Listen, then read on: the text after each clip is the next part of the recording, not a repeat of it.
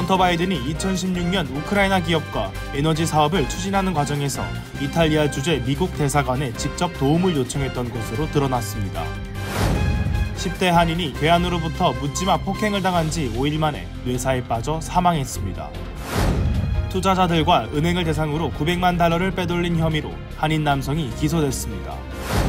대형 자동차 회사에서 근무하며 한국 부품업체로부터 거액의 뇌물을 받은 한인 매니저가 실형을 선고받았습니다.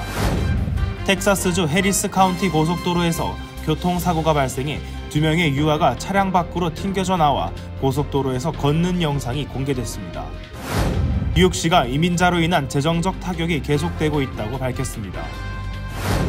3세에서 5세 사이 유아들의 태블릿 사용이 증가하면 분노, 좌절 표현도 증가한다는 연구 결과가 나왔습니다. 테네시주 한 치과의 직원들이 암 환자의 일기를 읽으며 환자가 치료 옵션에 대해 우려하는 것을 조롱하고 비웃는 영상이 소셜미디어에 퍼지고 있습니다.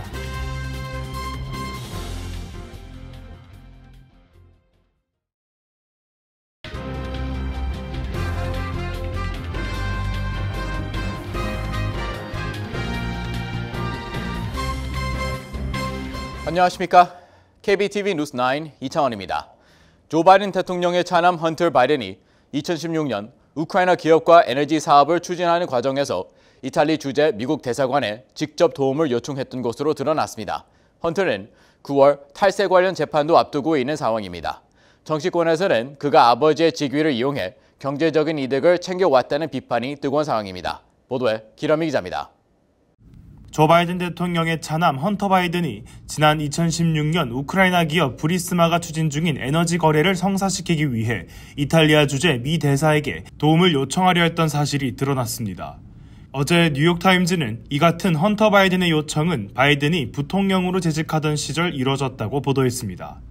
당시 우크라이나 기업 브리스마는 이탈리아 토스카나에서 지열 에너지 사업을 추진 중이었고 헌터 바이든은 브리스마의 이사회 멤버로 활동했던 것으로 파악됩니다. 이 같은 사실이 드러나자 헌터 바이든 측 변호인 에비 로웰은 어제 ABC 뉴스에 보낸 성명을 통해 당시 로마 주재 미국 대사로 근무 중이던 존 필립스에게 보낸 헌터 바이든의 서한은 단순히 소개를 부탁하는 요청이었으며 이는 지극히 정상적이고 일반적인 관행이라고 밝혔습니다.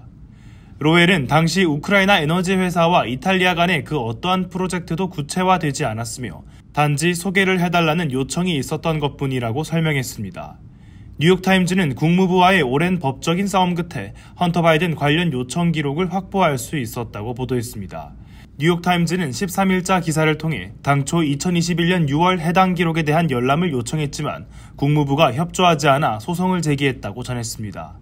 이어 해당 문서가 조 바이든 대통령이 대선 캠페인을 마친 뒤 몇 주 후 공개된 타이밍 역시 우연의 일치였다고 비꼬아 설명했습니다. 당시 헌터 바이든은 존 필립스 대사에게 서한을 보내 자신이 이사회 멤버로 속해 있는 우크라이나 기업인 브리스마의 경영진과 이탈리아 토스카나 지역 자치단체장의 만남을 주선해 줄 수 있는지 요청했던 것으로 파악됩니다. 뉴욕타임즈는 현직 부통령의 아들인 헌터가 이탈리아 주재 미 대사에게 이러한 요청을 직접 한 것에 대해 당시 대사관이 상당히 당혹스러워했다고 보도했습니다.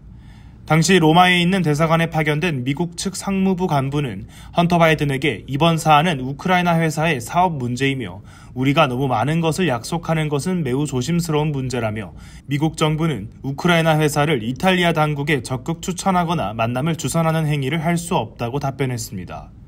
공화당은 헌터가 우크라이나 에너지 기업인 브리스마 이사회 임원으로 영입되는 조건으로 거액을 수령했으며 중국 에너지 회사인 CEFC로부터도 수백만 달러를 수령해왔다며 아버지의 미국 내 고위직 권한을 이용해 불법적인 이득을 챙겨온 것이 아니냐고 문제를 제기해왔습니다.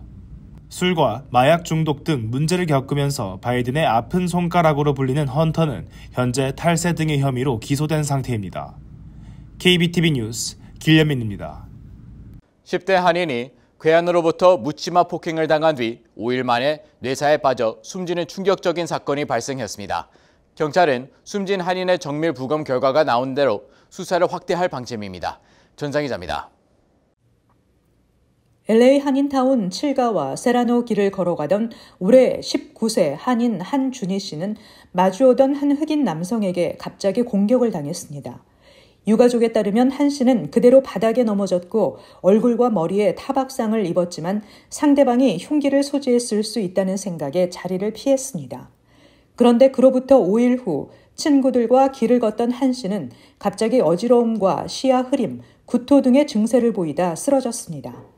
한준희 씨는 급히 인근 병원으로 옮겨졌고 그곳에서 진정제를 투여하는 등 응급처치가 이루어졌습니다.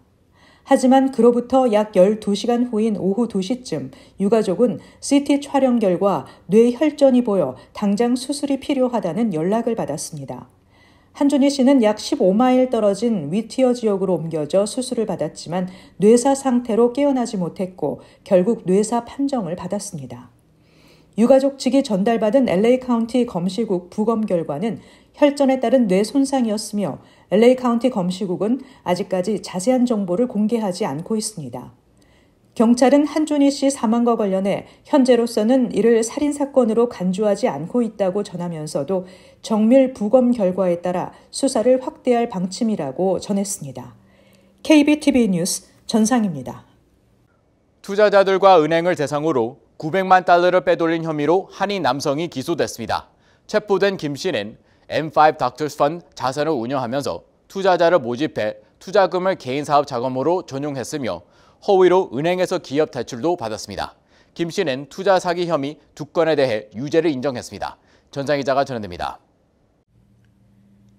연방 법무부에 따르면 샌프란시스코에 설립한 M5 닥터스 펀드의 자산을 운용하면서 투자자들을 속인 혐의가 있는 김준호 씨를 커네티컷주 뉴헤이븐 지역에서 체포했다고 밝혔습니다. 캘리포니아 북부 연방검찰은 투자자를 대상으로 470만 달러를 받아 빼돌린 사기 혐의로 기소된 58세 김준호 씨에게 연방법원이 징역 2년 9개월을 선고했다고 밝혔습니다. 검찰에 따르면 김 씨는 펀드의 자산을 테슬라와 기타 전기차 회사에 투자하겠다고 광고했지만 2015년부터 최근까지 480만 달러의 투자금을 본인과 아내가 소유한 식품 도매 회사로 송금했습니다. 또 김 씨는 한미은행을 상대로도 허위 약속과 진술로 320만 달러의 기업 대출과 130만 달러의 신용 한도를 신청했다고 검찰은 전했습니다. 현재 김 씨는 8건의 전산 사기와 2건의 은행 사기, 1건의 은행 허위 진술 등의 혐의를 받고 있으며 오는 28일 첫 공판을 위해 샌프란시스코 연방법원에 출두할 예정입니다. KBTV 뉴스 전상입니다. 이와 함께 대형 자동차사에서 근무하며 한국 부품업체로부터 거액의 뇌물을 받은 한인 매니저가 실형을 선고받았습니다. 연방법원은 징역 2년을 선고하고 벌금 25만 달러를 부과했습니다. 전상 기자가 전해드립니다. 연방검찰에 따르면 대형 자동차 제조사 제너럴 모터스에서 일했던 얼바인 거주 49세 소형남 씨가 한국 자동차 부품 공급업체로부터 주요 계약이 성사되게끔 도와준 대가로 300만 달러의 뇌물을 받은 혐의를 받고 있습니다. 캘리포니아 중부 연방검찰은 소영남 씨에게 연방법원이 징역 2년을 선고하고 벌금 25만 달러를 부과했다고 밝혔습니다. 검찰에 따르면 GM 디트로이트에서 글로벌 구매 매니저로 자동차 내부 인테리어 관련 부품 공급을 총괄하던 소 씨는 1억 달러 이상의 계약을 체결하겠다고 약속하고 한국 자동차 부품 공급업체에게 뇌물을 요구한 것으로 알려졌습니다. 소 씨는 2015년 자동차 도색, 창문 필름 등에 대한 계약 입찰을 조작한 대가로 345만 달러에 달하는 뇌물을 받은 혐의로 2022년 3월 기소됐었습니다. 앞서 국토안보수사국은 산타클라라 카운티 로스알토스 지역 소재 소 씨의 한 개인 금고에서 뇌물로 받은 319만 달러를 압수했습니다. KBTV 뉴스 전상입니다. 텍사스주 해리스 카운티 고속도로에서 대형 교통사고가 발생해 기저귀를 찬 2명의 유아가 차량 밖으로 튕겨나와 고속도로에서 걷는 영상이 공개됐습니다. 현재 두 아이는 병원에 입원해 치료를 받고 있으며 아이 아버지는 자녀 안전벨트 미착용 관련 형사처벌 위기에 놓였습니다. 김현민 기자가 전해드립니다. 지난 11일 텍사스주 해리스 카운티에 위치한 I-10 고속도로에서 교통사고가 발생했습니다. 이 과정에서 기저귀를 찬 2명의 유아가 차 밖으로 튕겨져 나오며 고속도로에 서 있거나 걸어 다녔고 해당 장면이 녹화된 영상이 공개되며 아이의 아버지는 법적인 처벌 위기에 놓였습니다. 해리스 카운티 셰리프국에 따르면 현재 사고를 당한 두 유아는 병원에 입원 중입니다. 사고를 당한 유아는 각각 1살과 4살로 밝혀졌으며 이들은 아버지가 운전하는 지프 차량을 타고 가다가 다른 차량과 충돌했습니다. 차량 충돌로 지프 차량이 뒤집히면서 아이들은 차 밖으로 튕겨져 나갔습니다. 다른 차에서 녹화된 것으로 추정되는 해당 영상에는 사고가 난 뒤 기저귀만 찬 채 고속도로에 주저앉아 있거나 서 있는 아이들의 모습이 담겼으며 아이들의 부친과 또 다른 남성이 아이들을 향해 달려가는 장면이 촬영됐습니다. 영상을 촬영한 빅터 코르도바는 집으로 귀가하던 길에 사고를 목격했다며 최악의 상황을 우려했다고 말했습니다. 그는 아이들이 튕겨져 나오는 것을 보고 아이들이 죽었을 것이라고 생각했다고 말했습니다. 하지만 곧 이어 아이들이 움직이는 것을 보고 안도했다며 다행히 옆으로 지나가는 다른 차량에 치이지 않았다고 증언했습니다. 셰리프국은 해당 교통사고에 대한 조사를 여전히 진행 중이지만 25세로 밝혀진 두 아이의 아버지는 자녀들에게 안전벨트를 착용하지 않은 죄로 형사처벌을 받을 수 있는 상황입니다. KBTV 뉴스 길려민입니다. 뉴욕시가 망명 신청자 급증에 따른 위기를 겪고 있는 가운데 이민자로 인한 재정적 타격이 계속되고 있다고 밝혔습니다. 뉴욕시는 이번 회계 연도에 지출이 50억 달러를 곧 넘어설 것이며 여기에는 뉴욕시로 몰려드는 신규 이민자를 위한 지출 20억 달러가 포함됐다고 밝혔습니다. 전상 기자입니다. 에릭 아담스 시장은 기자회견에서 이민자 위기의 최악은 지나갔다고 선언하면서도 아직 위기에서 벗어나지 못했다고 경고했습니다. 뉴욕시는 2023년과 2024년 회계연도에 걸쳐 총 48억 8천만 달러를 망명 신청자 비용으로 지출했습니다. 7월 1일 시작하는 새 회계연도가 시작된 이후로 1억 1,200만 달러를 초과해 곧 50억 달러를 돌파할 것이라고 밝혔습니다. 에릭 아담스 시장 행정부는 비용이 2배가 될 수 있으며 2025년 6월 30일까지 끝나는 3년 동안 100억 달러에 달할 것으로 예측했습니다. NYPD만 해도 시에서 자금을 지원하는 이민자 보호소 안팎에서 혼란이 벌어지면서 공공안전 및 보안 비용으로 2,100만 달러를 지출했습니다. 이 비용은 NYPD 예산인 57억 5천만 달러에 가까운 액수입니다. 시 노숙자 서비스부는 이번 주 이민자에게 제공하게 될 호텔 계약에 총 4천만 달러 규모가 지출된다고 발표했습니다. 브로드웨이 중심부 관광지역에 있는 호텔조차도 뉴욕시 호텔협회와 체결한 계약을 통해 이민자 비상보호소로 전환됐습니다. 아담스 시장의 수석 보좌관인 카멜라 조세프 발렉은 망명 신청자로 인한 위기가 시작된 지 2년이 지났는데도 여전히 호텔이 비상 쉘터 역할을 하고 있는 데 대해 이민자 위기는 뉴욕시만의 문제가 아니라 전 세계적인 문제라며 전쟁과 기후, 변화 등 많은 문제로 이 같은 상황은 지속될 수 있다고 전했습니다. 호텔이나 지역 쉼터, 캠프 등 곳곳에 설치된 비상쉘터에 대한 대중의 반발에 대해 현재 시 직원들이 이주민들을 다른 장소로 옮기도록 노력하고 있지만 많은 사람들이 합법적으로 고용될 수 있는 공식 문서가 없기 때문에 이들을 비상쉘터에서 주택으로 옮기는데 여전히 어려움이 있다고 말했습니다. 뉴욕시는 현재 210개 시설을 통해 6만 3,900명 이상의 망명 신청자를 수용하고 있습니다. KBTV 뉴스 전상입니다. 유아들의 모바 기기 사용이 적지 않습니다. 그런데 3세에서 5세 때 태블릿 사용이 증가하면서 분노, 좌절 표현도 증가한다는 연구 결과가 나왔습니다. 연구진은 이로 인한 악순환이 반복되면서 감정 조절 장애 위험이 커질 수 있다고 우려했습니다. 전상 기자가 전해드립니다. 캐나다 셔브룩 대학 캐롤라인 피츠패트릭 박사팀은 오늘 의학 저널 JAMA 소아과학에서 미취학 어린이의 부모들을 대상으로 3년 동안 태블릿 사용과 분노, 좌절 표현의 연관성을 조사해 이 같은 결과를 얻었다고 밝혔습니다. 연구팀은 미취학 어린이의 태블릿 사용은 계속 증가하고 모바일 기기 사용은 어린이 정서 조절 장애와 관련이 있는 것으로 알려졌지만 태블릿 사용과 자기 조절 능력 발달 간 연관성을 명확하게 보여주는 연구는 없었다고 지적했습니다. 연구팀은 이 연구에서 노바스코샤 주에 사는 3세에서 5세 미취학 남자 어린이와 여자 어린이, 부모들을 대상으로 3년 동안 자녀의 태블릿 사용 시간과 분노 좌절 표현을 반복적으로 조사해 분석했습니다. 조사 대상 어린이들의 태블릿 사용 시간은 3세 때 주당 평균 6.5시간, 5세 때 6.7시간, 6세 때 7시간으로 조사됐습니다. 분석에서는 3세의 경우 태블릿 사용 시간이 하루 1시간 많은 어린이는 5세 때 분노 좌절 표현이 무려 22% 증가하는 것으로 나타났습니다. 연구팀은 이 연구 결과는 어린이의 태블릿 사용 시간이 길어질수록 분노 좌절 표현이 증가하고 분노 좌절 표현이 증가하면 태블릿 사용 시간이 길어지는 악순환이 반복될 수 있다는 사실을 보여준다고 설명했습니다. 이어서 분노와 좌절을 효과적으로 조절하는 능력은 학교 교육과 미래 건강에 중요하다며 부모들이 유아기 태블릿 사용이 자녀의 분노 좌절감 관리 능력을 방해하고 분노 폭발을 증가시킬 수 있다는 것에 더 많은 관심을 가져야 한다고 강조했습니다. KBTV 뉴스 전상입니다. 테네시주에 위치한 한 치과의 직원들이 암 환자의 일기를 읽으며 환자가 치료 옵션에 대해 우려하는 것을 조롱하고 비웃는 영상이 소셜미디어에 급속히 퍼지며 누리꾼들의 공분을 사고 있습니다. 치과 측은 해당 직원 3명을 해고 조치하고 사과문을 발표했습니다. 기러미 기자입니다.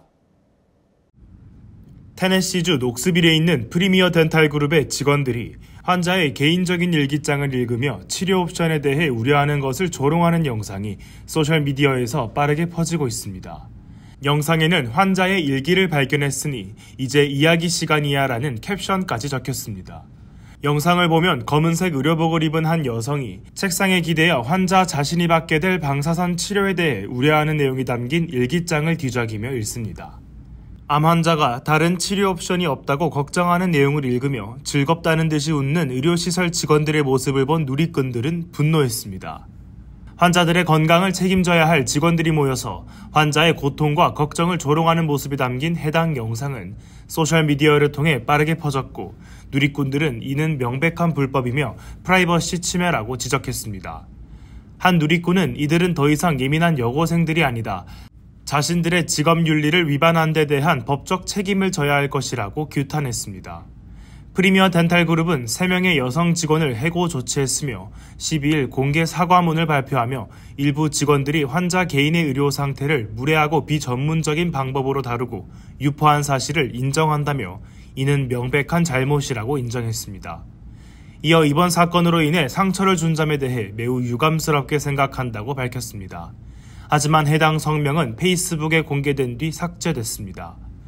프리미어 덴탈 그룹은 우리는 모든 환자를 존중하며 전문적인 의료 서비스를 제공하기 위해 최선을 다하고 있으며 이러한 윤리적 전문적인 기준을 계속 준수하기 위해 필요한 조치를 취할 것이라고 밝혔습니다. 하지만 프리미어 덴탈 그룹 녹스빌이 이러한 문제에 휘말린 건 이번이 처음이 아닙니다.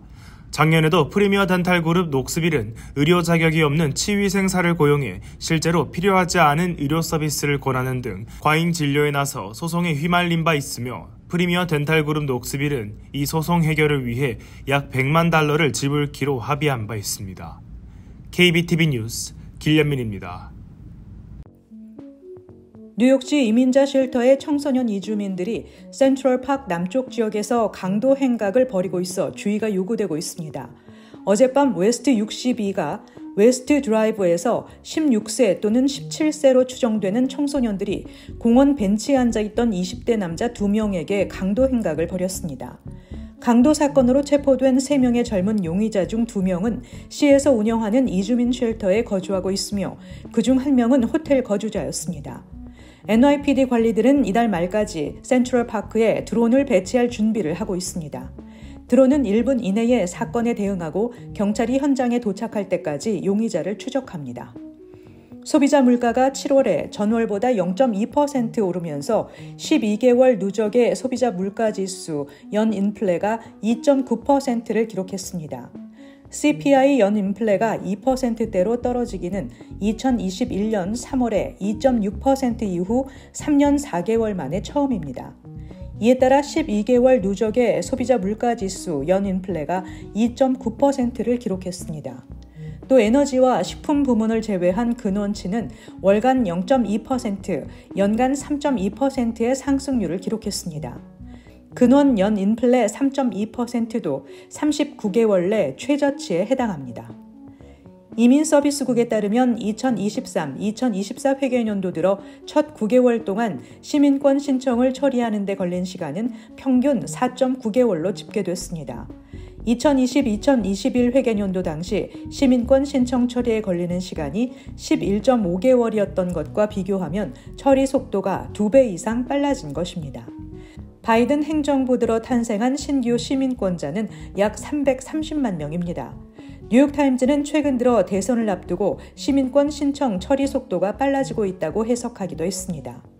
이민서비스국의 최근 데이터에 따르면 현재 900만 명의 영주권 소지자가 미국 시민권자가 될 자격을 갖추고 있습니다.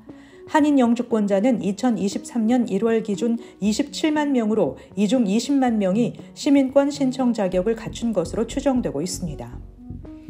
교통혼잡료 무기한 연기에 따른 예산 공백을 호소하고 있는 메트로폴리탄 교통공사가 정작 지난해 3억 달러 손실의 원인이 된 요금 회피자 단속은 제대로 하지 않고 있다는 지적이 제기됐습니다. MTA 추산 결과 최근 3개월 기준으로 버스 탑승 200만 건 중 절반 이상이 요금 회피 건입니다.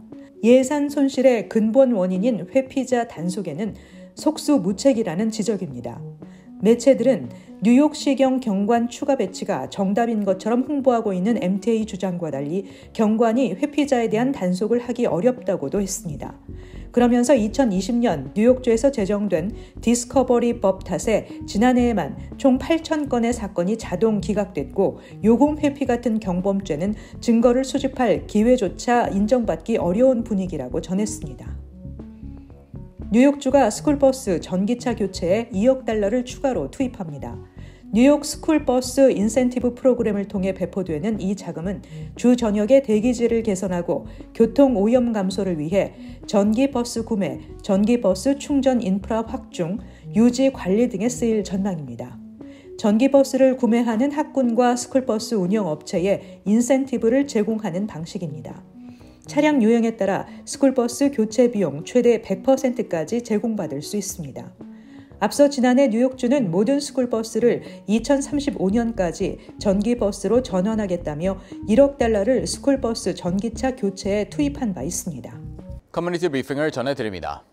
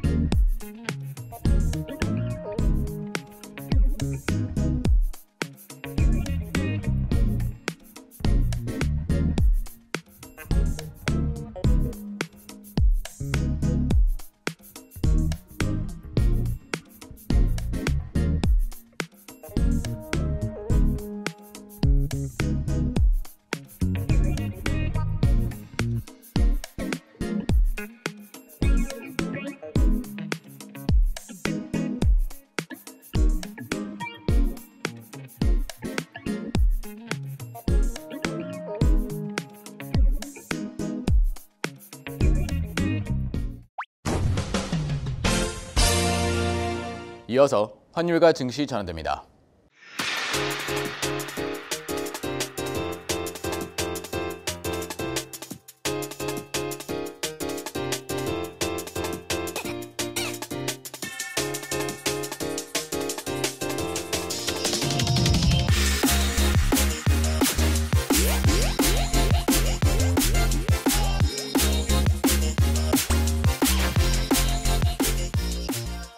뉴욕과 뉴저지 날씨 전해드립니다.